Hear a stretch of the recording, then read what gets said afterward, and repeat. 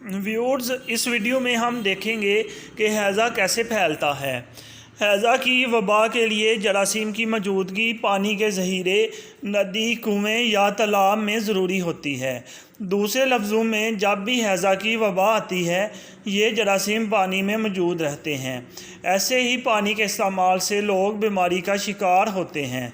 आपने अक्सर जंग के ज़माना में ये ऐलान पढ़ा होगा, पानी के ज़ख़ीरों की हिफाजत कीजिए, शरपसंद अनासर को निगाह में रखिए ताकि कोई दुश्मन का एजेंट पानी में जरासीम डाल ना दे जिससे अवाम बीमारी का शिकार हो जाएं। तो ये तो रही जंग की बात। अमन के दिनों में बैक्टीरिया पानी में कैसे पहुंचते हैं, इसकी ज़िम्मेदारी किस पर है? क्या आप जानते हैं? ये हमारी आपकी भूल का सबब है। अमूमन होता ये है कि जब कोई घर का फ़र्द बीमार होता है और के दस्त का सिलसिला बनता है तो मरीज़ के कपड़े बदलवाए जाते हैं, धोए जाते हैं या धोबी को दिए जाते हैं। ये एक ज़रूरी और नेक काम है, मगर ऐसे कपड़े जिनमें गंदगी लगी हो, इनको धोने से गंदगी तो ख़त्म हो जाती है, जरासीम बाकी रहते हैं। यही नहीं बल्कि आप कपड़ों को धोकर पानी जो फेंकते हैं, इसके ज़रिया जरासीम नालियों, नदियों में होते हुए तालाब में पहुंच जाते हैं, जिससे पूरा पानी ख़राब हो जाता है। आप ही नहीं बल्कि धोबी भी इसी अमल पर कारबंद रहते हैं। जब वो गंदे कपड़ों को दरिया या तालाब में धोते हैं तो अनजाने तरीक़ा पर पानी में जरासीम पहुंचा देते हैं। अपने मुल्क की 80% आबादी गाँव में रहती है। देहातों में अब भी ये दस्तूर है कि रफ़ा हाजत के लिए खेत जाते हैं। अगर कोई हैज़ा का मरीज़ भी यही कर रहा है तो आप जानते हैं क्या होगा।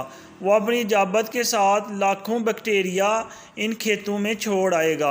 सब्ज़ियां भी यहीं उगाई जाती हैं, ये जरासीम सब्ज़ियों पर चिपक जाएंगे। जब कोई शख्स इन मुतासर शुदा सब्ज़ियों का इस्तेमाल करेगा तो बीमार हो जाएगा। मरीज़ घर में मौजूद है, आप सफाई बराबर कर रहे हैं मगर गंदगी बाहर ले जाकर डाल रहे हैं। ऐसा ना कीजिए, ये बहुत बड़ी गलती है। मक्खियाँ बैठेंगी और अपने साथ जरासीम ले जाएंगी, और जब ये मक्खियाँ खाने वाली चीज़ों पर उतरेंगी तो जरासीम इनमें पहुंचा देंगी। खाना खाने के काबिल नहीं रहेगा। आपकी ग़िज़ा आपके लिए बाइसे आज़ार हो जाएगी, आप बीमार हो जाएंगे।